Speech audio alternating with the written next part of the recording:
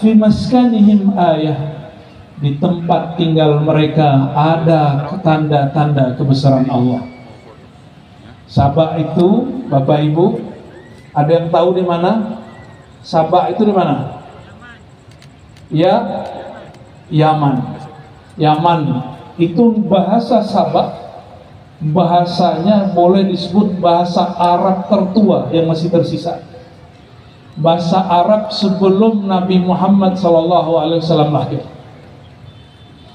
Nah, ini perlu diperhatikan Bapak Ibu. Nabi Muhammad itu di dalam tubuhnya mengalir dua nasab, dua darah.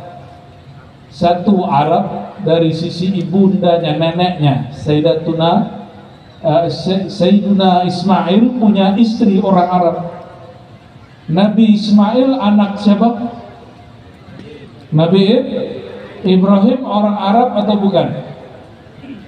Bukan. Nabi Ibrahim bukan Arab, bukan Yahudi, bukan Nasrani, bukan juga orang Natuna. Nabi Ibrahim itu bapaknya orang Arab, bapaknya orang Yahudi, bapaknya orang Nasrani. Bahkan di riwayat yang dinukil oleh Imam Tabari dan Imam Ibnu Katsir bahwa Sayyidina Ibrahim punya istri yang ketiga, itu orang dari tanah Asia Tenggara ini, dari negeri Jawi atau negeri Tanah Melayu barangkali kalau sekarang disebut. Namanya Sayyidah Qanturah. Namanya siapa? Sayyidah Qanturah. Sayyidah ini kalau dipendek Siti, Sayyidati, Siti Qanturah. Istri pertama Nabi Ibrahim siapa? Siti Sarah dulu.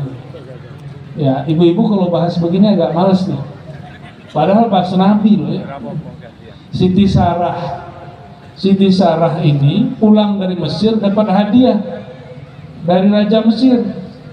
Hadiah seorang budak cantik, karena diambil dari anak raja-raja daerah yang kalah, diambil anaknya.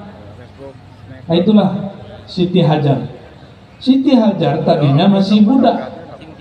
Karena Siti Sarah tidak kunjung punya anak, maka kata beliau, wahai suamiku, nikahilah pembantuku ini, budakku ini. Maka dibedekakan, jadilah istri. Inilah hebatnya nabi-nabi, budaknya jadi istri. Kalau orang sekarang gimana? Istri jadi budak? Ah, jangan ya. Itu melanggar ajaran Nabi Muhammad dan ajaran para nabi-nabi sebelumnya. Istri ketiganya namanya siapa? Sayyidah Qanturah. Sayyidah Qanturah ini melahirkan orang-orang di Asia Tenggara. Disebut negeri kita ini Aqsal Hind, ujung India. Maka di zaman Belanda negeri kita disebut Hindia Belanda atau Hindia Timur. Hindia Timur, bahasa dulunya Syarqul Hind, timurnya India. Tadi kemarin ya saya kursus sama Pak Wakil, orang Natuna lama, orang Melayu lama, sebut bukan laut Cina Selatan ya.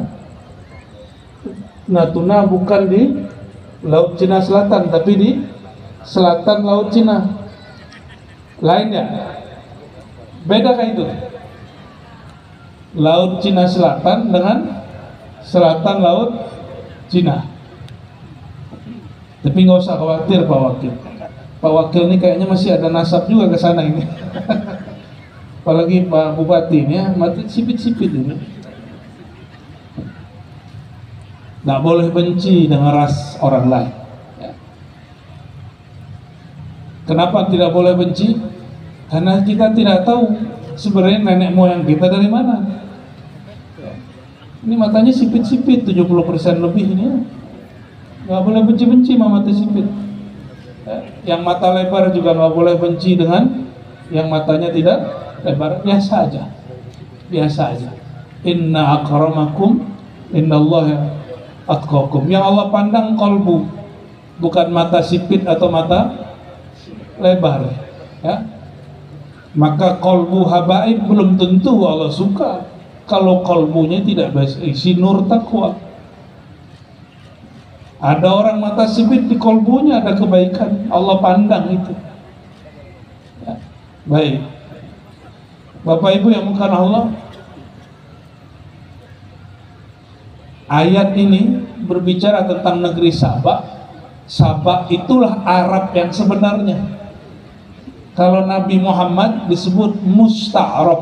Apa arti musta'arab? Arab yang sudah campuran.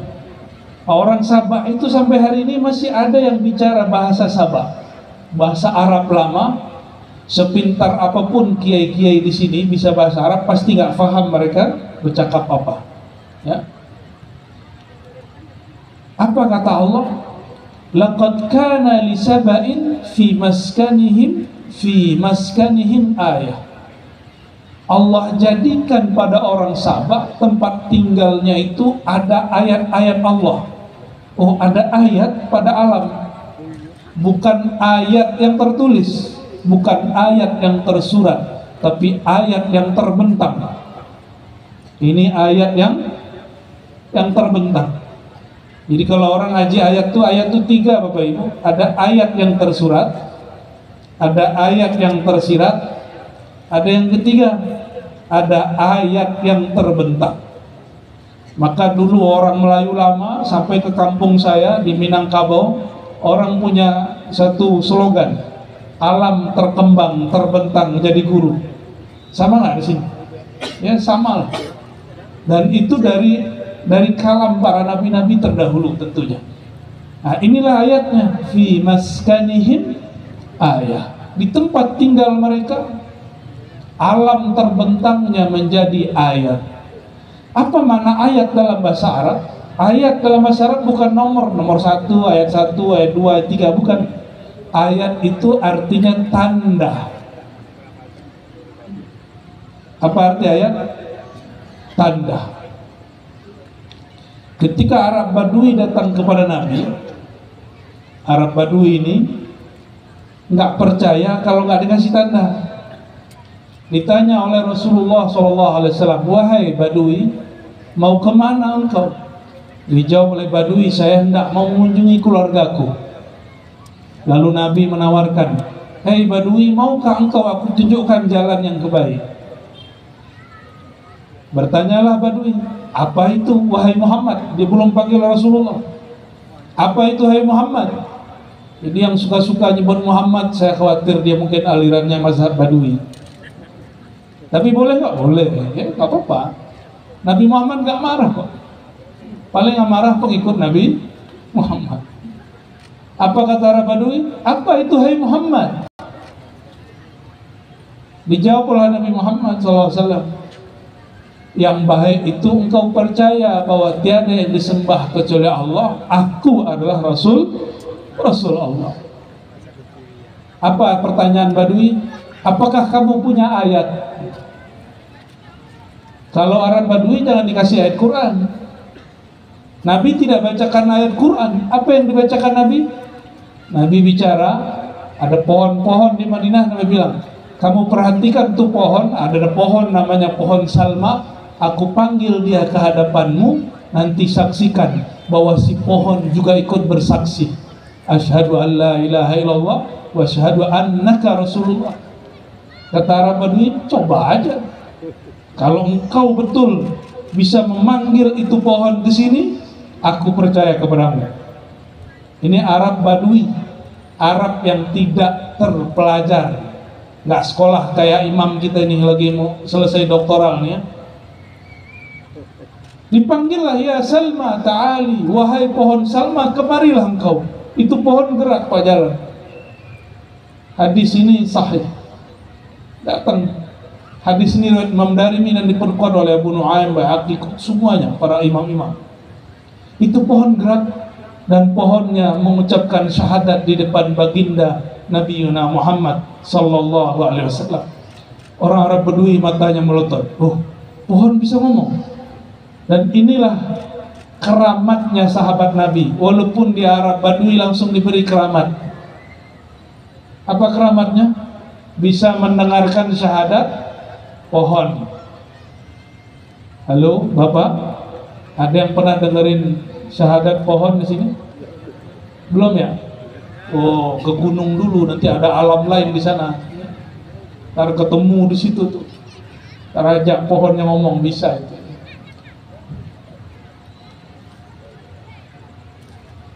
Nabi panggil itu pohon, kayak gitu pohon, datang pohonnya. Apa kata pohon? Wahai Rasulullah, aku bersaksi engkau adalah Rasul Allah. Arab Badui langsung percaya, dipanggil orang sekampungnya, dia ajak beriman semuanya. Maka semua orang kampung dia beriman kepada Rasulullah SAW. Tapi yang mendengarkan syahadat pohon hanya Arab Badui. Oh, itu kelebihan Badui. Orang Arab Badui ini satu percaya, semuanya percaya. Satu senang, semuanya senang. Tapi bahayanya satu tersinggung, bisa satu kampung tawuran. Ini Arab Badui. Bapak Ibu yang makan Allah, maka si Arab Badui pergi ke kampungnya, diajak semua orang. Hei orang Arab Badui, aku baru saja ketemu orang yang unik, namanya Muhammad. Aku bersaksi dialah Rasul utusan Allah. Itu sekampung langsung beriman kepada Rasulullah SAW. Tapi itu Arab Badui. Bapak Ibu, pernahkah mendapatkan riwayat Abu Bakar nantang pohon? Nantang Nabi pakai pohon, ada nggak? Muhammad, kalau ente benar bisa nggak ngomong ke pohon? Abu Bakar pernah ngomong begitu nggak? Abu Bakar belum Nabi bicara, apa kata beliau? Apapun yang dikatakan Sayyidina Muhammad pasti aku percaya. Jadi ketika Abu Jahal memperolok-olok Nabi Muhammad SAW, apa kata beliau?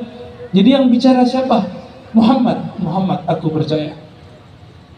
Ternyata Nabi Muhammad SAW mengabarkan kepada Sayyidina Ali. Apa kata Sayyidina Ali?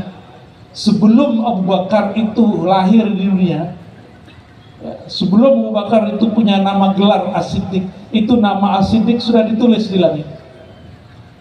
Allah menamakan Abu Bakar As-Siddiq itu Siddiq. Itu sudah di langit.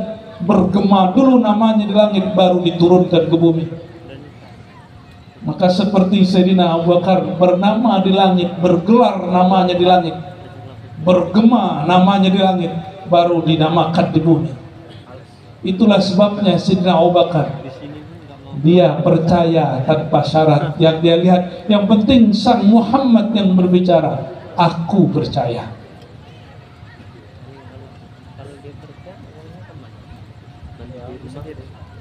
Ayat ini berbicara tentang ayat. Nah, ayat di sini ayat yang terkembang, terbentang, ya. Jadi yang ketiga, ayat pertama apa tadi Bapak Ibu? Ayat yang tersurat. Yang kedua, yang tersirat. Yang ketiga, yang terbentang. Itu bahasa kita. Kalau bahasa Arab lain lagi, ya. Ada ayat yang tertulis, disebut ayat kalami, ada ayat kauni. Nah, ini ayat kauni, ayat alam semesta. Dan ini sepertinya kampung Sabah itu tidak sesubur Natuna. Nah, ini hati-hati yang tinggal di Natuna. Apa kata Allah? Kami jadikan ayat tanda kebesaran Allah untuk negeri Sabah, di tempat tinggal mereka. Apa ayat yang Allah berikan? Jangan-jangan ayat itu juga ada di sini. Coba perhatikan ayat 15-nya, ya. Surat As-Sabah. Jannatani, jannatani, kebun-kebun, ada dua kebun. An yaminin, ada sebelah kanan mereka. Wa shimalin, ada sebelah kiri mereka. Bapak Ibu coba lihat, Natuna banyak kebun, ya. Tadi saya ke Batubi, kiri kanan kebun semua, kebun karet, cuma kayaknya tidak ada yang ngurus. Benar ya? Sudah jarang ada yang mau urus. Semuanya pengen ikut P3K, semuanya pengen jadi pegawai negeri, semuanya ingin menjadi pegawai pemerintahan. Ya boleh, ya. Cuma jangan gitu-gitu semua. Kalau semuanya jadi bupati, terus rakyatnya siapa? Kalau semuanya jadi wakil rakyat, terus rakyat yang diwakili siapa? Kalau semuanya jadi orang pemerintahan, siapa nanti yang ngurusin kebun-kebun itu? Bagi-bagi tugas. Ustadz sekarang udah banyak juga yang berpolitik. Kalau semua ustadz berpolitik, siapa lagi yang ngurus masjid? Karena kalau saya nih contoh, saya nyalek nih Bapak, maka saya ceramah, seorang sudah curiga ini kampanye ini, ya kan? Wah, ini lahar beratnya kita jadi ustadz ini, gak bisa nyalek sembarangan Pak. Mungkin ada ustadz yang nyesel ya, jadi ustadz. Tapi juga ada caleg yang kurang ajar Pak. Tahu nggak caleg kurang ajar? Mau kasih tahu? Mau kasih tahu? Ada majelis pengajian, dia numpang. Pas pengajiannya mulai, dia pulang. Itu namanya caleg kurang ajar ya. Tapi insya Allah yang hadir ini tidak kurang ajar ya. Alhamdulillah. Ya, ada yang begitu nggak di sini? Ada? Mana orangnya? Ya.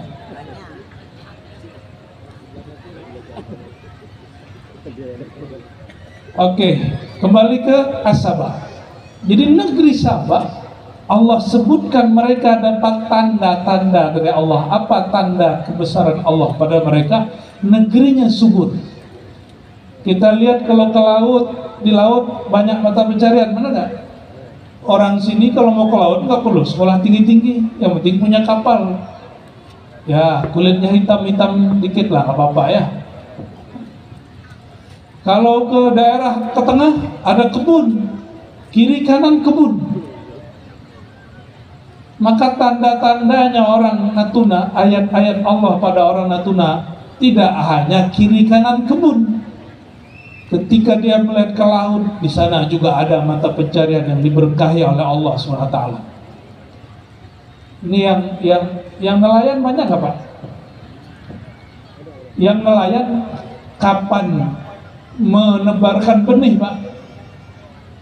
Pernah ngerawat ikan nggak?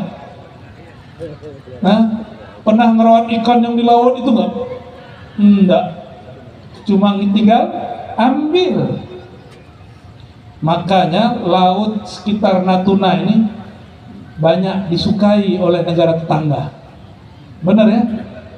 Negara mana aja tuh? Cina, Vietnam, mana lagi? Thailand, tetangga kita semua. Malaysia aman? Sama aja ya.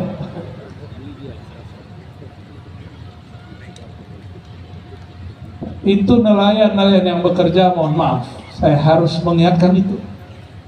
Kebetulan saya punya mertua, almarhum baru meninggal, itu punya beberapa kapal besar-besar. Laut itu 3 minggu, 2 minggu baru pulang. Di Tuban sana, Jawa Timur. Itu mereka tidak pernah beternak ikan, tapi manen ikan. Betapa enaknya. Tidak pernah beternak ikan, tapi manen ikan. Cuma diajak sedikit urusan jaringnya agak dibesarkan, marah-marah ya. Padahal itu bermanfaat untuk ke depan. Benar nggak tuh? Cuma kalau nelayan kecil ya nggak usah begitu Bapak ya. Itu yang nelayan besar, itu yang pakai kapal-kapalnya yang menengah. Mengeluh terus, saya dengar nelayan-nelayan itu banyak ngeluh ya. Di semua pantura Jawa itu lebih banyak ngeluh. Padahal mereka ngambil itu tanpa perlu beternak. Nggak perlu beternak. Karena kurang bersyukur, coba aja lihat nanti ya. Nanti pos musim paceklik, oh makan teri. Di kampung saya Pak, makan ikan teri itu mewah. Kalau di sini gimana? Kalau lagi paceklik ya? Paceklik, nggak ada orang ke laut, baru makan ikan teri. Oh, di tempat saya masih kecil, kami favoritnya makan teri. Kasih kacang, kasih telur, itu sudah nikmat. Kalau di sini saya lihat dari kemarin kami datang, ikan besar-besar, udangnya pun besar-besar. Kalau udang mungkin masih beternak, cuma ikan besar-besar, kapankah para nelayan ini beternak? Nggak pernah. Itu Allah kasih fasilitas. Makanya Indonesia yang sebesar Eropa, Bapak Ibu, Indonesia itu sebesar Eropa, sadar nggak? Dengan laut-lautnya, daratnya, Indonesia itu bahkan mungkin lebih besar dari Eropa. Eropa itu ada negara nggak punya laut. Kita ini ada laut di mana-mana. Tapi biasa, orang kalau punya fasilitas banyak, hidupnya terlalu santai. Indonesia ini terlalu santai. Di luar sana hari ini orang lagi, tetangga kita, jiran kita aja lagi jatuh ekonominya. Belum lagi tanah suci Al-Quds. Kita doakan saudara-saudara kita, Allah selamatkan, Allah jaga. Kalau perang itu yang rugi pasti masyarakat. Ini Natuna pernah perang nih Pak Bupati? Gak pernah ya? Beritanya jangan hot ya, kayak udah siap-siap perang aja. Tadi kami lewat di kampung mana itu Pak tentara sudah siap-siap dengan semua alat-alat perangnya. Saya melihatnya sudah langsung, wow, kapan mau perang nih?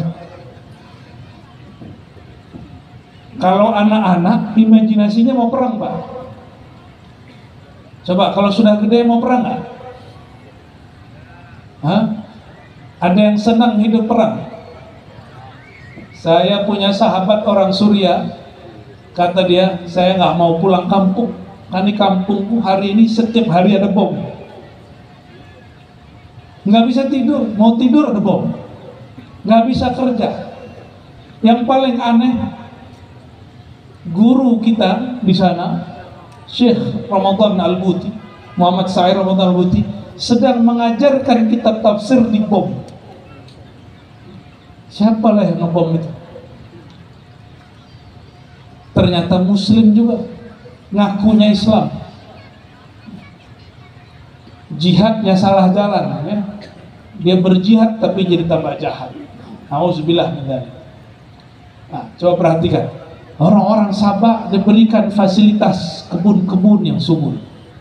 Sedangkan orang Natuna kebunnya subur, ditambah lautnya tidak perlu beternak. Lalu Allah berfirman, "Kulu min rizki rabbikum washkurulah." Kulu, ini perintah. Makanlah dari rezeki Rabbmu. Apa arti Rabb? Rabb itu terjemahan Melayunya Tuhan. Tapi kalau dibuka kitab tafsir, Tuhan yang bersifat mencipta, Tuhan yang bersifat mengatur rezeki, itu Rabb. Kul a'udzu birabbin nas, malikin nas. Apa beda Rabbin nas, malikin nas, ilahin nas? Rabb itu Allah yang bersifat mencipta. Malik itu bersifat memiliki, penguasa, raja. Kalau ilah itu yang disembah, dia juga orangnya. Yang mencipta dia, yang punya dia, yang disembah dia. Maka dia punya banyak nama, tapi yang punya nama satu. Dan nama tidaklah terpisah dari yang punya nama. Lain kalau Pak Bupati sekali 5 tahun ganti, kecuali lanjut. Kalau jabatan Allah sebagai Rabb, Malik dan Ilah tidak berganti. Kul huwallahu ahad, dia esa selama-lamanya. Bapak Ibu, Allah itu dulu, sekarang, nanti berubah gak? Hah? Benar? Bapak Ibu berubah gak? Dulu lahirnya langsung sebesar ini ya, ada yang lahir langsung besar? Pasti jadi kecil dulu seperti ya, anak-anak kita itu ya. Tidak ada yang langsung besar. Kecil, anak-anak, remaja, dewasa, sekarang sudah mulai keriput. Kalau sudah mulai keriput, dia mulai turun. Kalau dia mulai turun, dia pengen balik ke tanah. Berarti diri kita bukan yang tubuh ini. Ada diri yang lain yang meneruskan perjalanan ke alam lain. Nah, tubuh ini dicipta. Nah, tubuh ini disebut marbub. Allah itu Rabbin nas, Rabbikum, kulu min rizki Rabbikum, makanlah dari rizki Tuhanmu. Jadi yang jamin rezeki siapa? Pak Bupati apa Allah? Saya sering nanya ini, mungkinkah Allah salah kirim rezeki? Berarti Allah ini kalah sama pos, sama JNE. Orang kalau kirim barang lewat JNE, apalagi pos, apalagi di sini. Ini bukan iklan nih, karena sering lihat aja nih ya. Itu kalau ditulis namanya, jalannya, nomor rumahnya pasti sampai, benar nggak? Pasti sampai. Masa Allah kalah kirim rezeki, mengalahi pos dan lain sebagainya itu? Kok ada di kantor, di tempat bekerja, di tempat berdagang, orang berpikir, aku yang bekerja kok dia yang naik pangkat? Nah, ada nggak begitu? Aku yang lelah kok dia yang dipuji? Aku yang kerja kok dia yang dapat jabatan? Ada yang ngomong begitu nggak? Itu orang nggak kenal dengan Rob. Berarti baca Fatihahnya baru di lisan, belum pakai kolbu. Bismillahirrahmanirrahim. Alhamdulillahi Rabbil Rabb, yang menciptakan, yang memberi rezeki, yang ngatur rezeki. Itu walaupun bapak ibu duduk berdua, itu rezekinya keganti, nggak ketukar. Anak kita kembar, anak kita 1, 2, 3, itu rezekinya nggak ketukar. Bahkan suami istri yang tidur bersama setiap malam, itu rezekinya tidak tertukar. Apalagi kita satu kantor, apalagi sama-sama dagang. Jadi nggak perlulah orang-orang itu iri dengki sebenarnya kalau paham mengenal ma'rifatur Rabb, ma'rifatur rububiyah, mengenal bahwa Allah ini maha mencipta dan mengatur rezeki. Itulah sebabnya Bapak Ibu, Imam Junaid, Imam Salafus Saleh, Imam Ahlu Sunnah, Sufi. Nah ini perhatikan, ini banyak orang ngomong sekarang Sufi itu nggak ada di zaman Salafus Saleh. Enggak, itu nggak tepat. Imam Junaid wafatnya 297 Hijriah, itu masa Salaf. Salaf itu zaman 3 abad pertama. Beliau mengatakan ilmu ini, ilmu rohani, ilmu tasawuf ini musyabbakun bil kitabi was sunnah. Di riwayat kedua muqayyadun bil kitabi sunnah, selalu berkait erat dengan kitab dan sunnah. Apa kata beliau? Awwalu ibadah, ibadah pertama itu adalah ma'rifatullah, mengenal Allah. Salah satu yang mesti kita kenal, Allah Rabbul Alamin, menjamin rezeki semua hamba. Jadi nggak usah terlalu galau ya, yang mau tes PNS, tes masuk anggota polisi TNI, yang mau tes jadi P3K, nggak usah khawatir, rezeki tidak tertukar. Ambil saja ikhtiarnya, serahkan putusannya kepada Allah Subhanahu wa Ta'ala. Nah ini maknanya, kulu min rizki rabbikum, makanlah rezeki Tuhanmu. Jadi perintah Allah itu kalau nyuruh makan berarti menyuruh juga cari cara supaya makan. Cari cara supaya makan. Jadi perintah makan di Quran itu juga perintah bekerja. Kata Nabi SAW, sebaik-baik usaha makan adalah usaha dan makannya Nabi Daud. Kenapa? Dia usaha sendiri, lalu dia makan hasilnya. Tapi tunggu dulu, ada 2 orang datang kepada Rasulullah SAW. Satu ngaji aja. 2 orang ini bersaudara, yang satu lagi bekerja. Selesai sahabat ini ngaji, yang bekerja datang. Apa kata dia? Wahai baginda Rasulullah, ini saudaraku yang suka ngaji ini, dia tidak bekerja. Yang nanggung makan dia, orang dulu makannya 2 kali sehari. Orang Natuna berapa? 3. Waduh, melebihi orang Sabah itu, melebihi sahabat Nabi.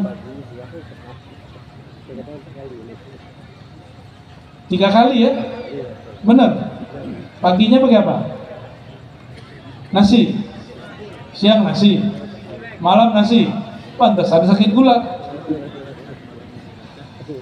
Bapak Ibu yang berkah Allah, itu sahabat ngomong begini, wahai Rasulullah, itu yang ngaji-ngaji dengan engkau itu, makannya aku yang tanggung. Apa kata baginda Rasulullah SAW? Wahai sahabatku, la'allaka turzaq bihi. Tahukah kamu sukses itu bisa jadi karena berkat dia ngaji itu, karena berkat dia engkau tanggung. Nah, inilah rahasia kita nanggung anak yatim, nanggung fakir miskin. Kalau Pak Kemenak suka nyebut kata J. Ada yang bisa tebak? J-A-N-D-A. Jando katanya Pak Kemenak ini ya. Lidahnya agak genit sedikit. Alhamdulillah. Tapi kalau Pak Kemenak lidahnya nggak genit, nggak bisa ceramah. Jadi kalau naik mimbar diam aja. Assalamualaikum warahmatullahi wabarakatuh, diam. Repot juga kita. Alhamdulillah. Kulu min rizki rabbikum. Makanlah dari rezeki Tuhan. Nah, ini perintah cari kerja, ya, segala macam. Tapi ada kaedah di situ Bapak Ibu. Kapan makan itu menjadi dahsyat? Kalau engkau melihat bahwa itu rezeki Tuhan. Inilah yang disebut oleh Imam Arif Billah Ibn Athaillah Sekandari, Imam Sunnah di zamannya. Apa kata beliau? Jika engkau mendapat hadiah dari orang lain, dihantarkan makanan orang-orang lain, maka janganlah engkau terima dahulu sampai engkau melihat, meyakini bahwa Allah lah yang mengirim rezeki untukmu. Baru boleh diambil secara ruhani. Nah, kebanyakan kita makanan minum di depan langsung blok aja, benar nggak? Ini yang tadi minum, ada yang baca doa nggak? Atau meyakini ini air dari Allah, yang menghilangkan rasa hausku adalah Allah, bukan air. Ada yang begitu nggak? Kayaknya belum ya. Main minum aja, selesai, begitu. Ya. Syekh Muhammad Said Ramadan Al-Buti, apa kata beliau? Kalau ada orang meyakini air ini yang menghilangkan haus, batin dia syirik. Kenapa? Karena yang menciptakan rasa segar bukan air. Yang menciptakan rasa segar siapa? Allah. Itu sebabnya 309 tahun Ashabul Kahfi di dalam goa itu nggak perlu minum. Kenapa? Allah ciptakan kesegaran di dalam tubuh mereka. Uzair 100 tahun nggak mati-mati, tidur aja. Orang tidur kan dehidrasi. Ini nggak mati-mati. Hewan yang ada di depannya mati, keledainya mati, tapi dianya nggak mati. Kenapa? Karena kesegaran yang ada di air itu ciptaan Allah, bukan ciptaan air. Maka secara fikih ilmu syariat, baca doa sebelum makan minum sunat. Nah, perhatikan Bapak Ibu, sebelum makan minum secara hukum syariat, hukum baca bismillah apa? Tapi secara ilmu tauhid wajib. Ilmu tauhid itu ilmu hakikat, bahwa memandang segala sesuatunya dari Allah Subhanahu wa Ta'ala. Itu sebabnya kalau ada orang lupa berdoa, Nabi ajarin doa. Apa doanya kalau lupa? Bismillahi fi awalihi, Bismillahi fi akhirihi, atau bismillah fi awalihi wa akhiri. Bismillah di awal tadi yang aku lupa sampai akhir. Maka saya kalau mau makan, sebelum makan saya baca di awal itu bismillah fi awalihi wa akhiri, ya, biar langsung ke bawah semua. Alhamdulillahirabbil alamin, ya.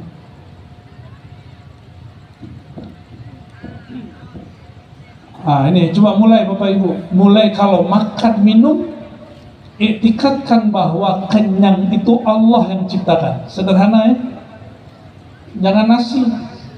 Kalau orang meyakini nasi yang mengenyangkan, dia jadi tamak. Itulah sifat tamak, loba muncul. Orang yang kemudian tamak sekali, bersahwat sekali. Nah, sekarang naik kelas sedikit.